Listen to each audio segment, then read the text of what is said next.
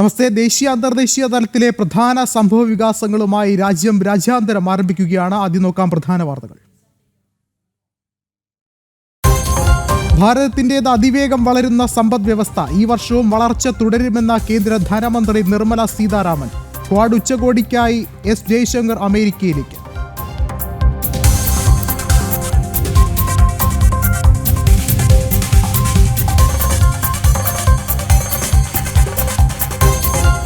Kolkata law college കൂട്ടമാനഭംഗത്തിൽ പ്രതിഷേധം വ്യാപകം. ബംഗാളിൽ സ്ത്രീകളെ വേട്ടയാടൽ തുടർക്കഥയെന്ന് BJP. കോളേജിലെത്തിയ BJP സംഘത്തെ തടഞ്ഞ തൃണമൂൽ കോൺഗ്രസ്.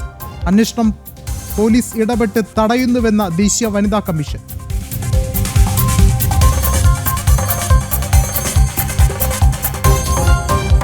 പ്രായപൂർത്തിയാകാത്ത പെൺകുട്ടിയെ മതം മാറ്റാൻ കേരളത്തിലേക്ക് കടത്തി. UP-യിലെ ദളിത് പെൺകുട്ടിയെ തൃശൂരിലെത്തിച്ചു. സ്ത്രീയടക്കം 2 പേർ അറസ്റ്റിൽ.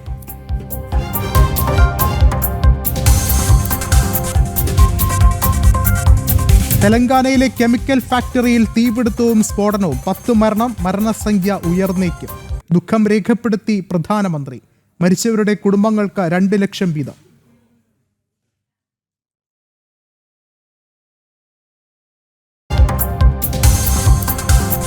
സായുധസേനയ്ക്കായി 52 ഉപഗ്രഹങ്ങൾ വിക്ഷേപിക്കാൻ ISRO. 2029 വിക്ഷേപണം പൂർത്തിയാക്കും. ആദ്യ ഉപഗ്രഹം അടുത്ത വർഷം ഏപ്രിലിൽ.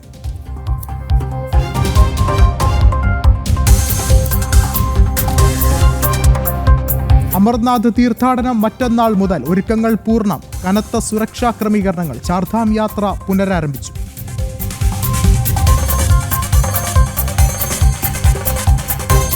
വിശദമായ വാർത്തകളിലേക്ക് കടക്കുകയാണ്. ഈ വർഷവും ഭാരതത്തിന്റെ സമ്പദ് വ്യവസ്ഥ ശക്തമായി തന്നെ വളരുമെന്ന കേന്ദ്ര ധനമന്ത്രി നിർമ്മല സീതാരാമൻ. അതിവേഗം വളരുന്ന സമ്പദ് വ്യവസ്ഥയായി ഭാരതം തുടരും. ഒരുപക്ഷെ ഇതിലേറെ വളർച്ച കൈവരിക്കാനും സാധ്യതയുണ്ടെന്നും കേന്ദ്രമന്ത്രി ചൂണ്ടിക്കാട്ടി. കാലവർഷക്കാലത്ത് കൃഷിയിൽ നിന്ന് മികച്ച വരുമാനം സൃഷ്ടിക്കാൻ സാധിക്കുമെന്നും ഇത് സമ്പദ് വ്യവസ്ഥയ്ക്ക് ഗുണകരമാകുമെന്നും നിർമ്മല സീതാരാമൻ പറഞ്ഞു.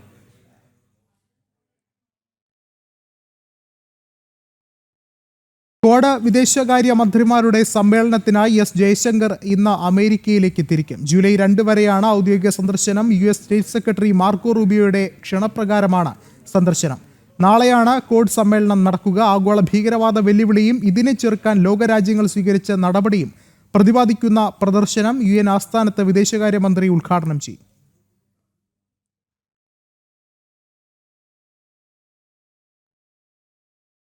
കൊൽക്കത്തയിൽ നിയമ വിദ്യാർത്ഥിനി ക്രൂര മാനഭംഗത്തിനിരയായ സംഭവത്തിൽ TMC സർക്കാരിനെതിരെ രൂക്ഷ വിമർശനവുമായി BJP നിയോഗിച്ച വസ്തുതാ പരിശോധനാ സമിതി. പശ്ചിമബംഗാളിൽ സ്ത്രീകളെ വേട്ടയാടുന്നത് തുടർക്കഥയാകുന്നു. സ്ത്രീകൾക്കെതിരായ നിരവധി കുറ്റകൃത്യങ്ങളിൽ ഇതുവരെയും FIR രജിസ്റ്റർ ചെയ്തിട്ടില്ല. ക്രിമിനൽ പശ്ചാത്തലമുള്ള പ്രതിക്ക് നിയമ കോളേജിൽ എങ്ങനെ അഡ്മിഷൻ കിട്ടിയെന്ന് BJP വസ്തുതാന്വേഷണ സംഘത്തിലെ അംഗവും BJP നേതാവുമായ ഡോക്ടർ സത്പാൽ സിംഗ് ആരാഞ്ഞു.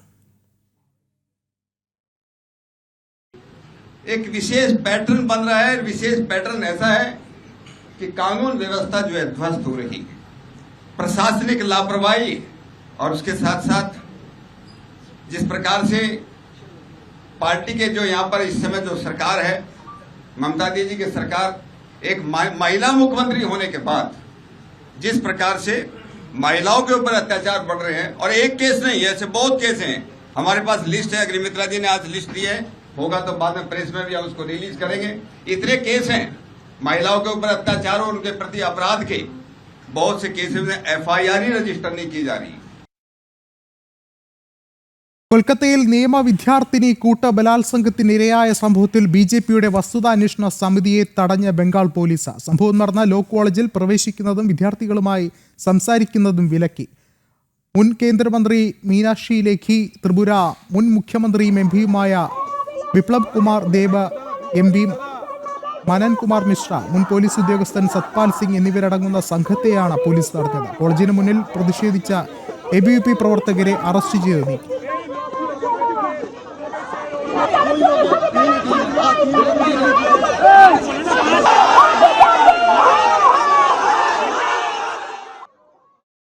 പശ്ചിമബംഗാളിൽ നിയമ വിദ്യാർത്ഥിനി കൂട്ട ബലാത്സംഗത്തിന് ഇരയായ സംഭവത്തിൽ ബംഗാൾ പോലീസിനെതിരെ ദേശീയ വനിതാ കമ്മീഷൻ. കമ്മീഷന്റെ അന്വേഷണം പോലീസ് ഇടപെട്ട് തടയുന്നതായാണ് വിമർശനമുയരുന്നത്. അതേസമയം പ്രതികളിൽ ഒരാളായ സയ്യിദ് അഹമ്മദിന് ലോ കോളേജിൽ അഡ്മിഷൻ നൽകിയത് അനധികൃതമായാണെന്ന് BJP ആരോപിച്ചു. കൊൽക്കത്തയിൽ നിയമവിദ്യാർത്ഥിനി കൂട്ടബലാത്സംഗത്തിനിരയായ സംഭവത്തിൽ ബംഗാൾ പോലീസിനെതിരെ രൂക്ഷ വിമർശനമാണ് ദേശീയ വനിതാ കമ്മീഷൻ ഉന്നയിച്ചത്. സംഭവത്തിൽ കമ്മീഷന്റെ വിവരശേഖരണം തടയാനാണ് പോലീസ് ശ്രമിക്കുന്നത്. ഇരയുടെ കുടുംബത്തെ കാണുന്നതിനും സംഭവസ്ഥലം സന്ദർശിക്കുന്നതിനും പോലീസ് അനുവദിക്കുന്നില്ലെന്ന് കമ്മീഷൻ അംഗം ഡോക്ടർ അർച്ചന മജുംദാർ ആരോപിച്ചു. തൃണമൂൽ കോൺഗ്രസിന്റെ വിദ്യാർത്ഥി സംഘടനാ നേതാവായ പ്രതിക്ക് അഭിഷേക് ബാനർജി ഉൾപ്പെടെയുള്ള നേതാക്കളുമായി അടുത്ത ബന്ധമുണ്ടെന്നും കേസ് അട്ടിമറിക്കാൻ ശ്രമിക്കുന്നതായും നേരത്തെ BJP ആരോപിച്ചിരുന്നു. കേസിൽ ഇരയ്ക്ക് നീതി ഉറപ്പാക്കണമെന്നാവശ്യപ്പെട്ട് പ്രതിഷേധം ശക്തമാവുകയാണ്. സിലിഗുരി, കൊൽക്കത്ത തുടങ്ങി വിവിധയിടങ്ങളിൽ ഇന്നലെ രാത്രി മഹിളാ മോർച്ചയുടെ നേതൃത്വത്തിൽ നൂറുകണക്കിന് വനിതകൾ പന്തം കൊളുത്തി പ്രകടനം നടത്തി. അതേസമയം കേസിലെ പ്രതിയായ സയ്യിദ് അഹമ്മദിന് ലോ കോളേജിൽ അഡ്മിഷൻ നൽകിയത് അനധികൃതമായാണെന്ന് BJP ആരോപിച്ചു. എൻട്രൻസ് സ്കോർ കുറവായിട്ടും സയ്യിദ് അഹമ്മദിന് എങ്ങനെ അഡ്മിഷൻ ലഭിച്ചതെന്ന് BJP IT സെൽ മേധാവി അമിത് മാളവ്യ ചോദിച്ചു. കേസിൽ വിദ്യാർത്ഥിനിയുടെ മൊഴിയിൽ പറയുന്നത് പ്രകാരം പ്രതികൾ വിദ്യാർത്ഥിനിയെ വലിച്ചിഴച്ച് കൊണ്ടുപോകുന്നതിന്റെ CCTV ദൃശ്യങ്ങൾ പോലീസിന് ലഭിച്ചിരുന്നു. ജനം, ഡൽഹി. ഉത്തർപ്രദേശിൽ നിന്ന് പ്രായപൂർത്തിയാകാത്ത ദളിത് പെൺകുട്ടിയെ കേരളത്തിലേക്ക് തട്ടിക്കൊണ്ടുപോയി നിർബന്ധിപ്പിച്ച ഇസ്ലാമിലേക്ക് മതം മാറ്റി. തൃശ്ശൂരിലേക്കാണ് കൊണ്ടുപോയതെന്നും ഭീകരവാദ പരിശീലന ക്യാമ്പിലേക്ക് പെൺകുട്ടിയെ മാറ്റാൻ ശ്രമിച്ചതായും രക്ഷപ്പെട്ട പെൺകുട്ടിയുടെ മൊഴിയിൽ പറയുന്നുണ്ട്. കേരളത്തിൽ കേസിൽ ഉൾപ്പെട്ടവരെ തിരിച്ചറിഞ്ഞിട്ടുണ്ടെന്ന് ഉത്തർപ്രദേശ് പോലീസ് അറിയിച്ചു. ഉത്തർപ്രദേശിലെ പ്രയാഗ്രാജിലെ 15 വയസ്സുള്ള ദളിത് പെൺകുട്ടിയെയാണ് പ്രലോഭിപ്പിച്ച് കേരളത്തിലേക്ക് തട്ടിക്കൊണ്ടുപോയി നിർബന്ധിച്ച് മതം മാറ്റിയത്. ഈ മാസം 28-ന് പെൺകുട്ടിയുടെ അമ്മ പരാതി നൽകിയിരുന്നതായും കേസിൽ പ്രയാഗ്രാജ് സ്വദേശികളായ മുഹമ്മദ് കൈഫ്, ദാർഷ ഭാനോ എന്നിവരെ അറസ്റ്റ് ചെയ്തിട്ടുണ്ടെന്നും ഗംഗാനഗർ DCP കുൽദീപ് സിംഗ് ഗുണവത്ത് അറിയിച്ചു. കേരളത്തിൽ ഈ കേസുമായി ബന്ധപ്പെട്ടവരെ തിരിച്ചറിഞ്ഞിട്ടുണ്ടെന്നും അന്വേഷണം പുരോഗമിക്കുകയാണെന്നും അദ്ദേഹം വ്യക്തമാക്കി. प्रयागराज जंक्शन से दरकशा बानो नाबालिग लड़की को अपने साथ दिल्ली लेकर गई, फिर वहां से केरल में त्रिशूर तक लेके गई. इस संबंध में पीड़िता द्वारा आरोप लगाया गया है कि केरल में दरकशा बानो द्वारा उसको वहां कुछ संदिग्ध लोगों से मिलवाया गया, जिन्होंने उसको पहले पैसों का प्रलोभन दिया, बाद में जबरन धर्म परिवर्तन करवाया और वहां रुककर जिहाद के लिए सिखलाई का दबाव बनाया. പണവും വിദേശത്ത് ജോലിയും ഉൾപ്പെടെയുള്ള കാര്യങ്ങൾ പറഞ്ഞ് പ്രലോഭിപ്പിച്ചാണ് കൊണ്ടുപോയതെന്നും മതം മാറ്റി ഭീകരപ്രവർത്തനങ്ങളുടെ ഭാഗമാകണമെന്ന് അറിഞ്ഞതോടെയാണ് രക്ഷപ്പെട്ടതെന്നും പെൺകുട്ടി മൊഴി നൽകി. റെയിൽവേ ഹെൽപ്പ് ലൈനും ചൈൽഡ് വെൽഫെയർ കമ്മിറ്റിയുമായി ബന്ധപ്പെട്ടാണ് പെൺകുട്ടി രക്ഷപ്പെട്ടതെന്നാണ് വിവരം. മുൻപും നിരവധി പെൺകുട്ടികളെ മതം മാറ്റി വിദേശത്തേക്ക് അയച്ചിട്ടുണ്ടെന്ന് ദാർഷ ഭാനോ തന്നോട് പറഞ്ഞതായും പെൺകുട്ടി പോലീസിനെ അറിയിച്ചു. ജനം, ഡൽഹി. തെലങ്കാനയിലെ കെമിക്കൽ ഫാക്ടറിയിലെ തീപിടുത്തത്തിലും സ്ഫോടനത്തിലും 10-ലധികം പേർ മരിച്ച സംഭവത്തിൽ ദുഃഖം രേഖപ്പെടുത്തി പ്രധാനമന്ത്രി നരേന്ദ്രമോദി അടിയന്തര സഹായം പ്രഖ്യാപിച്ചു. മരിച്ചവരുടെ കുടുംബങ്ങൾക്ക് 2 ലക്ഷം രൂപ വീതം നൽകും. പരിക്കേറ്റവർക്ക് 50,000 രൂപ വീതവും നൽകും. 20-ലധികം പേരെ ഗുരുതര പരിക്കുകളോടെ ആശുപത്രിയിൽ പ്രവേശിപ്പിച്ചു. അഗ്നിശമന സേനയും പോലീസും രക്ഷാപ്രവർത്തനം തുടരുകയാണ്.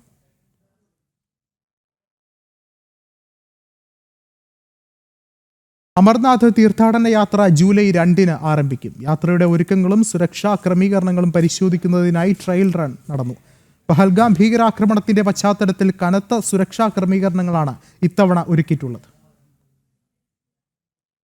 ജമ്മു കശ്മീരിൽ അനന്ത്നാഗ് സെക്ടറിൽ അമർനാഥ് ഗുഹാക്ഷേത്രത്തിൽ സ്വയംഭൂവായ ശിവലിംഗം ദർശിക്കുന്നതിനായി 4 ലക്ഷത്തോളം ഭക്തർ ഇതിനോടകം രജിസ്റ്റർ ചെയ്തിട്ടുണ്ട്. ബേസ് ക്യാമ്പുകളിൽ സ്പോട്ട് രജിസ്ട്രേഷനും അനുവദിക്കും. ജമ്മു ബേസ് ക്യാമ്പിൽ നിന്ന് ആദ്യ സംഘം ജൂലൈ 2-ന് യാത്ര ആരംഭിക്കും. പഹൽഗാം വഴിയുള്ള യാത്ര ജൂലൈ 3-ന് തുടങ്ങും. തീർത്ഥാടന യാത്രയുടെ ഒരുക്കങ്ങളും സുരക്ഷാ ക്രമീകരണങ്ങളും പരിശോധിക്കുന്നതിനായി ജമ്മു ശ്രീനഗർ ദേശീയപാതയിൽ ട്രയൽ റൺ നടത്തി. ഒരുക്കങ്ങൾ പൂർത്തിയായെന്നും വിവിധ വകുപ്പുകൾ ഏകോപിപ്പിച്ചുകൊണ്ടാണ് പ്രവർത്തനങ്ങളെന്നും ജമ്മു ഡെപ്യൂട്ടി കമ്മീഷണർ സച്ചിൻ കുമാർ അറിയിച്ചു. देखिए, अभी आपने देखा भी कि अभी ड्राई रन के लिए गाड़ियां यहां से निकली हैं और हमारे जो डिविजनल कमिश्नर साहब हैं, IG साहब हैं, सभी सीनियर अफसर्स उसको मॉनिटर भी कर रहे हैं और साथ ही साथ क्या तैयारियां सारी पूरी हो चुकी हैं यहाँ. और आज जो है टोकन हमारा जो है उसका भी वितरण है सरस्वती धाम पे, तो उसके लिए भी पूरी तैयारियां हो चुकी हैं. CRPFന്റെ മേൽനോട്ടത്തിലാണ് ജമ്മു ശ്രീനഗർ ദേശീയപാതയിലെ സുരക്ഷാ പരിശോധനകൾ നടക്കുന്നത്. മുഴുവൻ സമയ CCTV നിരീക്ഷണം ഏർപ്പെടുത്തി. വിവിധ ഏജൻസികളിലെ ഉന്നത ഉദ്യോഗസ്ഥർ സംയുക്തമായി അമർനാഥ് തീർത്ഥാടന യാത്രയുടെ പ്രധാനപ്പെട്ട കേന്ദ്രങ്ങളിൽ പരിശോധന നടത്തി. പഹൽഗാം ഭീകരാക്രമണത്തിന്റെ പശ്ചാത്തലത്തിൽ കനത്ത സുരക്ഷാ ക്രമീകരണങ്ങളും പരിശോധനകളും ഏർപ്പെടുത്തിയിട്ടുണ്ട്. ജനം, ഡൽഹി. ചാർധാം യാത്ര പുനരാരംഭിച്ചു. കനത്ത മഴയും മേഘവിസ്ഫോടനവും കാരണമാണ് യാത്ര നിർത്തിവെച്ചിരുന്നത്. 24 മണിക്കൂറോളമാണ് യാത്ര നിർത്തിവെച്ചത്. കാലാവസ്ഥ പ്രതികൂലമായാൽ വാഹനങ്ങൾ നിർത്താൻ ആവശ്യപ്പെടാമെന്ന് ഗാർവാൾ ഡിവിഷൻ കമ്മീഷണർ അറിയിച്ചു. ഇന്നലെ ഉത്തരകാശിയിലെ മണ്ണിടിച്ചിലിൽ 2 പേർ മരിച്ചിരുന്നു. 7 പേർക്കായുള്ള തെരച്ചിൽ തുടരുകയാണ്.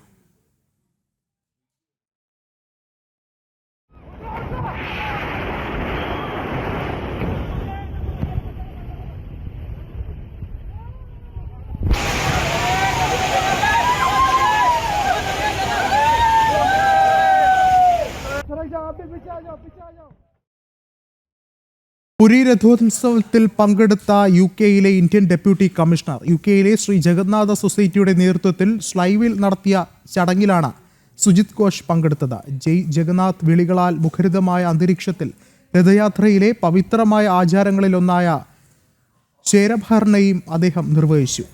പുരി രാജാവ് ദേവന്മാരുടെ രഥങ്ങൾക്ക് മുൻപിൽ സ്വർണ്ണച്ചൂലുമായി പാത വൃത്തിയാക്കുന്നതാണ് ചേരപഹർണ.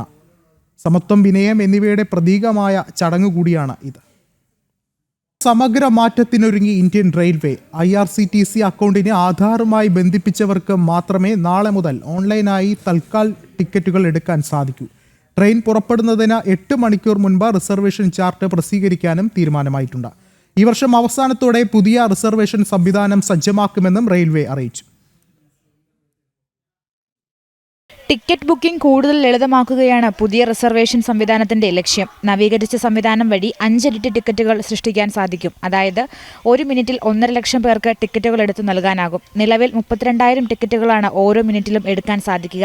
യാത്രക്കാരുടെ സൗകര്യത്തിനാണ് പ്രാധാന്യം നൽകുന്നതെന്ന് കേന്ദ്ര റെയിൽവേ മന്ത്രി അശ്വിനി വൈഷ്ണവ് വ്യക്തമാക്കിയിരുന്നു. ട്രെയിൻ പുറപ്പെടുന്നതിന് 8 മണിക്കൂർ മുൻപ് റിസർവേഷൻ ചാർട്ട് പ്രസിദ്ധീകരിക്കാനും തീരുമാനമായി. നിലവിൽ 4 മണിക്കൂറിന് മുൻപാണ് റിസർവേഷൻ ചാർട്ട് പ്രസിദ്ധീകരിക്കുന്നത്. ദീർഘദൂര യാത്ര ചെയ്യുന്നവർക്ക് ഉപകാരപ്രദമാകും ഇത്. താൽക്കാൽ ടിക്കറ്റുകൾ എടുക്കാനും ജൂലൈ 1 മുതൽ നിബന്ധന പ്രാബല്യത്തിൽ വരും. IRCTC അക്കൗണ്ടിനെ ആധാറുമായി ബന്ധിപ്പിച്ചവർക്ക് മാത്രമാകും ടിക്കറ്റ് എടുക്കാൻ കഴിയുക. ട്രാവൽ ഏജൻസികളും ചില സ്ഥാപനങ്ങളും കൂട്ടത്തോടെ താൽക്കാൽ ടിക്കറ്റ് ബുക്ക് ചെയ്യുന്നതിനാൽ നിരവധി പേർക്ക് ടിക്കറ്റ് ലഭിക്കുന്നില്ലെന്ന പരാതി ഉയർന്നിരുന്നു. ഇതിനു പിന്നാലെയാണ് റെയിൽവേയുടെ നടപടി.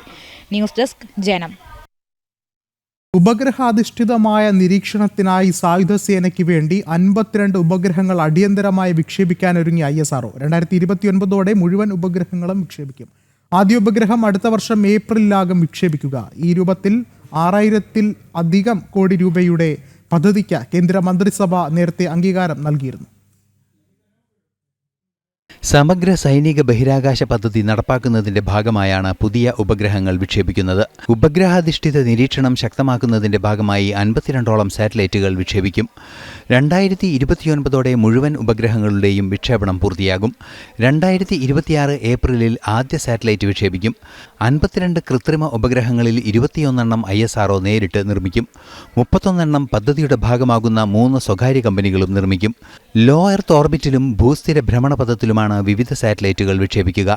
26,968 കോടി രൂപയുടെ പദ്ധതിക്ക് കഴിഞ്ഞ വർഷം ക്യാബിനറ്റ് അംഗീകാരം നൽകിയിരുന്നു. ഡിഫൻസ് സ്പേസ് ഏജൻസിയാണ് പദ്ധതി നടപ്പാക്കുക. ഇന്ത്യൻ മഹാസമുദ്രത്തിലും ചൈന, പാകിസ്ഥാൻ തുടങ്ങിയ രാജ്യങ്ങളിലും വിശാലമായ നിരീക്ഷണങ്ങൾ സാധ്യമാക്കാവുന്ന സംവിധാനമാണ് സ്പേസ് അധിഷ്ഠിത നിരീക്ഷണ സംവിധാനം. ആളില്ലാ വിമാനങ്ങൾ ഉൾപ്പെടുന്ന ഹൈ ഓൾട്ടിറ്റ്യൂഡ് പ്ലാറ്റ്ഫോം സിസ്റ്റവും ഭാരതീയ വ്യോമസേന തയ്യാറാക്കുന്നുണ്ട്. ന്യൂസ് ഡെസ്ക് ജനം. ദി കേരള സ്റ്റോറി സിനിമയുടെ പശ്ചാത്തലം ഇതിവൃത്തമാക്കി രചിച്ച പുസ്തകം ദി അൺടോൾഡ് കേരള സ്റ്റോറിയുടെ പ്രകാശനം ഡൽഹിയിലെ ഇന്ത്യ ഇന്റർനാഷണൽ സെന്ററിൽ നടക്കുകയാണ്. തത്സമയ ദൃശ്യങ്ങളിലേക്ക്. आप सबसे आग्रह है कि आप अपनी प्रति बुक की लेकर जाएं और एक अनाउंसमेंट भी है कि there is a special discount of ₹500. It is available for 500.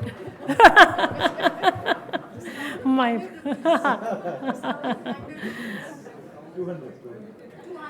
available now for ₹500. Delhi की लोकप्रिय मुख्यमंत्री श्रीमती रेखा गुप्ता जी हमारे इस कार्यक्रम में मुख्य अतिथि हैं. She embodies the principles of service, leadership and commitment to social welfare. Her extensive political career reflects a relentless pursuit of development, community upliftment and women empowerment. उनके वक्तव्य के लिए मैं उन्हें आमंत्रित करती हूँ. आदरणीय मुख्यमंत्री जी श्रीमती रेखा गुप्ता जी.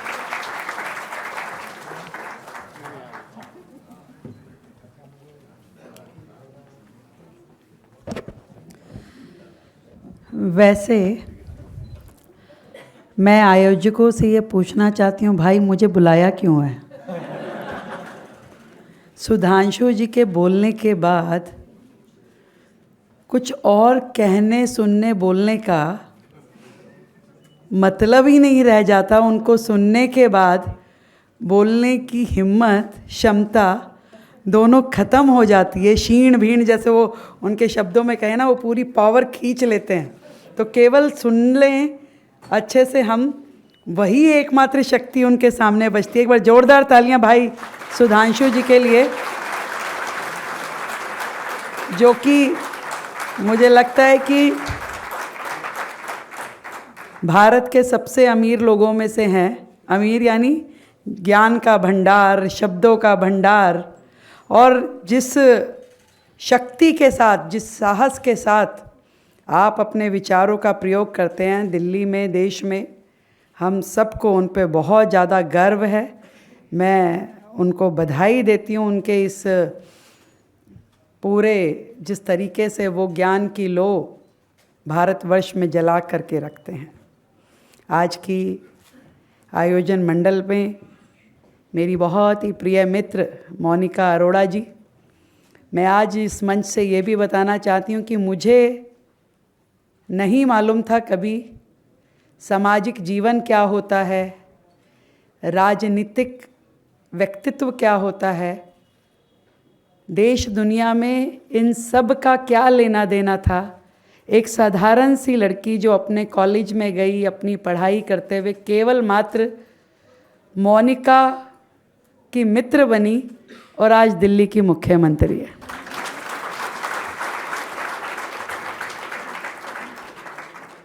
कब उसने मेरी उंगली पकड़ करके मुझे इस रास्ते पे डाल दिया, मुझे मालूम ही नहीं चला।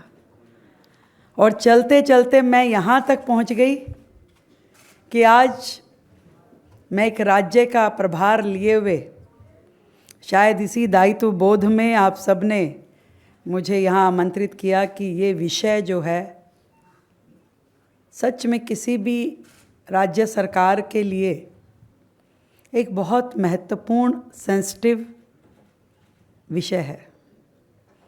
और जैसा साहस विपुल जी ने दिखाया, सुदीप्तो जी ने, अंबिका जी ने, सच में है नहीं लोगों में। लोग सच को सच कहने से घबराते हैं, इतनी हिम्मत नहीं होती कि अपने सामने हो रहे अन्याय के खिलाफ आवाज़ उठा सके। और ऐसी शख्सियत यदि हमारे सामने बैठी है जो ऐसा विषय देश और दुनिया के सामने लेके आ पाई, मैं इस किताब को केवल शब्दों का संग्रह नहीं मानती। ये उन लाखों बच्चियों की चीख पुकार है, दर्द भरी आवाज़ है जो इन्होंने इस किताब में संग्रहित करके हम सब की आत्मा को झंझोरने के लिए हमारे सामने रखी है।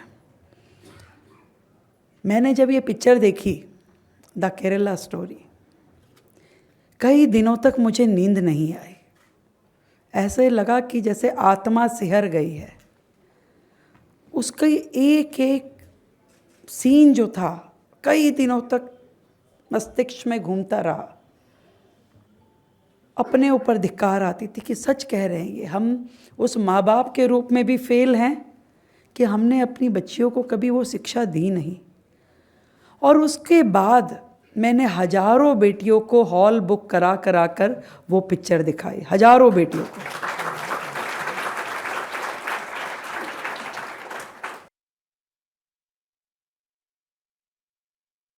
अभी गांव ज़्यादा इस तरह के केसेस सुनने को मिलते थे जिसे लव जिहाद बोला जाता है। उन बच्चियों को उस पिक्चर के माध्यम से मुझे लगा कि यदि कुछ के भी जीवन में मैं असर छोड़ पाई इस पिक्चर के माध्यम से, तो शायद इसका जीवन बच जाए। और इतनी बड़ी सच्चाई कभी किसी ने हिम्मत ही नहीं की कि देश के आगे ला सके। मुझे सच में गुस्सा है उन सभी सरकारों से जिनकी नाक के नीचे ये सब होता रहा, आ रहा है, और वो कभी चूं नहीं करते। उस पे कोई संज्ञान नहीं लेते। उन सभी लोकतंत्र के चौथा स्तंभ से संबंध रखने वाले लोग कभी इसके बारे में आवाज़ नहीं उठाते, देखते रहते हैं। बोलने का अधिकार, अधिकारों की बात बहुत करते हैं, कर्तव्य कौन सिखाएगा? कर्तव्य भी तो कोई समझे कि आपके सामने इतना कुछ घट रहा है और आप कुछ नहीं बोल रहे हैं। और उन सभी परिवारों से और उनके माँ बाप पे भी मैं गुस्सा हूँ कि सच में हम कहाँ अपनी ज़िंदगी में भागते दौड़ते अपने ही बच्चों के भविष्य को गर्त में डाल रहे हैं। उस पिक्चर का वो सीन जब वो अपने माँ बाप से प्रश्न करती है और जब वो रोते हैं, जब उनकी बेटी का जीवन नर्क हो जाता है, तो मुझे लगता है ऐसे हजारों लाखों माँ बाप आज रोने से क्या लाभ। इस सीन को देख के, इस मूवी को देख कर के हम अपनी उन सभी बेटियों को बचाने के लिए आज से, अभी से अपने घरों में खुल कर के चर्चाएँ करना शुरू करें। जब हम अपनी छोटी बच्ची को बैड टच और गुड टच की फील बताते हैं कि बेटा बैड टच क्या होता है, जब हम खुल करके उससे बात करते हैं कि अच्छा बता तेरे मन में कोई बात है तो, कोई तुझे कहाँ शादी करनी है, कुछ हर बात को जब हम खुल करके बात करने की ओर बढ़ रहे हैं। വീണ്ടും വാർത്തകളിലേക്ക്. ഭാരതത്തിന്റെ ദക്ഷിണ മേഖലയിലും S-400 സമാനമായ മിസൈൽ പ്രതിരോധ സംവിധാനം വിന്യസിക്കാൻ തയ്യാറെടുത്ത വ്യോമസേന കേരളത്തിന്റെ തീരപ്രദേശങ്ങൾ ഉൾപ്പെടെ നിരീക്ഷണ വിധേയമാക്കാൻ S-500 വ്യോമ പ്രതിരോധ സംവിധാനങ്ങൾ സജ്ജമാക്കാൻ കൂടിയാണ് നീക്കം. S-400 മികച്ച സംവിധാനങ്ങളാണ് S-500 ഉള്ളത്. ഇന്ത്യൻ മഹാസമുദ്ര മേഖലകളിലെ വെല്ലുവിളികൾ കൂടി അഭിസംബോധന ചെയ്യുന്നതിനാണ് പുതിയ നീക്കം. ചൈന പാകിസ്ഥാൻ അതിർത്തികളിലാണ് മിസൈൽ പ്രതിരോധ സംവിധാനങ്ങളായ S-400 വിന്യസിച്ചിരിക്കുന്നത്. ഓപ്പറേഷൻ സിന്ദൂറിനെ തുടർന്നുണ്ടായ പാകിസ്ഥാന്റെ പ്രത്യാക്രമണത്തെ കാര്യമായി ചെറുത്തത് S-400 സംവിധാനങ്ങളാണ്. S-400 എയർ ഡിഫൻസ് സംവിധാനത്തിന്റെ തന്നെ കുറെ കൂടി മികച്ച പതിപ്പായ S-500 ഭാരതത്തിന്റെ തീരമേഖലകളിൽ വിന്യസിക്കാനാണ് പുതിയ നീക്കം. ഇന്ത്യൻ മഹാസമുദ്രത്തിൽ ചൈന ഉയർത്തുന്ന വെല്ലുവിളികൾ കൃത്യമായി കൈകാര്യം ചെയ്യുന്നതിനാണ് പുതിയ സംവിധാനം ഒരുക്കുന്നത്. റഡാർ അനുബന്ധ സംവിധാനങ്ങളും കേരളത്തിൽ വിന്യസിക്കും. ദക്ഷിണ വ്യോമ ആസ്ഥാനവും കൊച്ചിയിലെ നാവിക ആസ്ഥാനവും സുരക്ഷിതമാക്കുകയാണ് പുതിയ പ്രതിരോധ സംവിധാനത്തിന്റെ ലക്ഷ്യം. S-500 മിസൈൽ പ്രതിരോധ സംവിധാനങ്ങൾ ലഭ്യമാക്കുന്നതിന് റഷ്യയെ സമീപിച്ചിരിക്കുകയാണ് കേന്ദ്ര സർക്കാർ. 2021 മുതൽ 3 ഘട്ടങ്ങളിലായി S-400 മിസൈൽ പ്രതിരോധ സംവിധാനം ഭാരതത്തിന് റഷ്യ ലഭ്യമാക്കിയിരുന്നു. 2026 അടുത്ത ഘട്ടവും ലഭ്യമാക്കുമെന്ന് റഷ്യ അറിയിക്കുകയും ചെയ്യുന്നുണ്ട്. ന്യൂസ് ഡെസ്ക് ജനം. തമിഴ്നാട് പോലീസ് കസ്റ്റഡിയിലെടുത്ത 27-കാരൻ മരിച്ചതായി കുടുംബത്തിന്റെ ആരോപണം. മധുപുരം കാളിയമ്മൻ ക്ഷേത്രത്തിലെ സുരക്ഷാ ജീവനക്കാരനായ അജിത് കുമാറാണ് കൊല്ലപ്പെട്ടത്. പ്രതിഷേധം ഇരമ്പുന്ന സാഹചര്യത്തിൽ 6 പോലീസ് ഉദ്യോഗസ്ഥരെ സസ്പെൻഡ് ചെയ്തുകൊണ്ട് മുഖം രക്ഷിക്കുകയാണ് തമിഴ്നാട് സർക്കാർ. തിരുപ്പുവനം പോലീസിനെതിരെയാണ് 27-കാരന്റെ കുടുംബം ആരോപണം ഉന്നയിക്കുന്നത്. ശിവഗംഗ ജില്ലയിലെ മധുപുരം ക്ഷേത്രത്തിൽ ദർശനത്തിനെത്തിയ ഭക്തയുടെ 10 പവൻ സ്വർണം മോഷണം പോയെന്ന പരാതിയെ തുടർന്നാണ് അജിത് കുമാറിനെ കസ്റ്റഡിയിലെടുത്തത്. കാർ പാർക്ക് ചെയ്യാനായി അജിത് കുമാറിന് സഹായം തേടി. എന്നാൽ തനിക്ക് വാഹനമോടിക്കാൻ അറിയില്ലെന്നും മറ്റാരോടെങ്കിലും പറയാമെന്നും അജിത് കുമാർ പറഞ്ഞു. ക്ഷേത്ര ദർശനം കഴിഞ്ഞ് തിരികെ എത്തിയപ്പോഴാണ് സ്വർണം മോഷണം പോയതായി അറിയുന്നത്. സംഭവത്തിന് പിന്നാലെ ഭക്ത പോലീസിൽ പരാതി നൽകി. തുടർന്ന് അജിത് കുമാറിനെയും മറ്റു 4 പേരെയും അറസ്റ്റ് ചെയ്ത് ചോദ്യം ചെയ്തു. പിന്നാലെ അജിത്തിനെ വീണ്ടും വിളിച്ചു വരുത്തി ചോദ്യം ചെയ്തെന്നും സഹോദരൻ നവീൻ ആരോപിക്കുന്നു. வண்டியை பார்க் பண்ண சொல்லியிருக்காங்க. அந்த ஹேண்டிகேப் வந்து இவன் சரின்னு சொல்லிட்டு எனக்கு வண்டி எடுக்க தெரியாது, இன்னொரு பையனை எடுக்க சொல்லியிருப்பான் போல. எடுத்துட்டு நிப்பாட்டிட்டு சாவி வந்து 1 hour கழிச்சு கொடுத்தாங்க.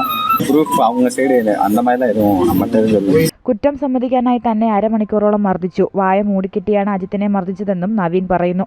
സഹോദരന് ക്രിമിനൽ പശ്ചാത്തലമില്ലെന്നും പോലീസിന്റെ മർദ്ദനത്തിലാണ് അജിത്ത് കൊല്ലപ്പെട്ടെന്നുമാണ് കുടുംബം ആരോപിക്കുന്നത്. அவனை அடிச்சாங்க, இன்னைக்கு ஃபுல்லா எங்க அண்ணன் அடிச்சாங்க, என்னைய அடிச்சாங்க. ஒரு 1/2 hour அவன் முன்னுக்கு வச்சு அடிச்சாங்க. எப்ப என்ன அடிச்சாங்க? இன்னைக்கு மதியம். உங்களை அடிச்சாங்க? அப்படியாவது சொல்லுவேன். அப்படி உண்மையை சொல்லுவேன். தம்பி அடிச்சா அண்ணே உண்மையை சொல்லுவேன். உங்களை எப்படி அடிச்சாங்க? எந்த இடத்துல? கால்ல அடிச்சாங்க, முட்டிக்கால் போட சொல்லிட்டு. സംഭവം തമിഴ്നാട്ടിൽ വൻ പ്രതിഷേധങ്ങൾക്കാണ് വഴിവെച്ചത്. ചോദ്യം ചെയ്യുന്നതിനിടെ ദേഹാസ്വാസ്ഥ്യം അനുഭവപ്പെട്ടെന്നും തുടർന്ന് ആശുപത്രിയിൽ എത്തിച്ചെങ്കിലും മരണം സംഭവിച്ചെന്നുമാണ് പോലീസിന്റെ വിശദീകരണം. സംഭവത്തിന് പിന്നാലെ 6 പോലീസ് ഉദ്യോഗസ്ഥരെ സസ്പെൻഡ് ചെയ്തു. അജിത്തിന്റെ മരണകാരണം ഇതുവരെ സ്ഥിരീകരിച്ചിട്ടില്ല. ന്യൂസ് ഡെസ്ക് ജനം. ബുള്ളറ്റിൻ പൂർണ്ണമാവുകയാണ്. ഇടവേളയ്ക്ക് ശേഷം ജനം ഡിബേറ്റ് കാണാം. നമസ്തേ.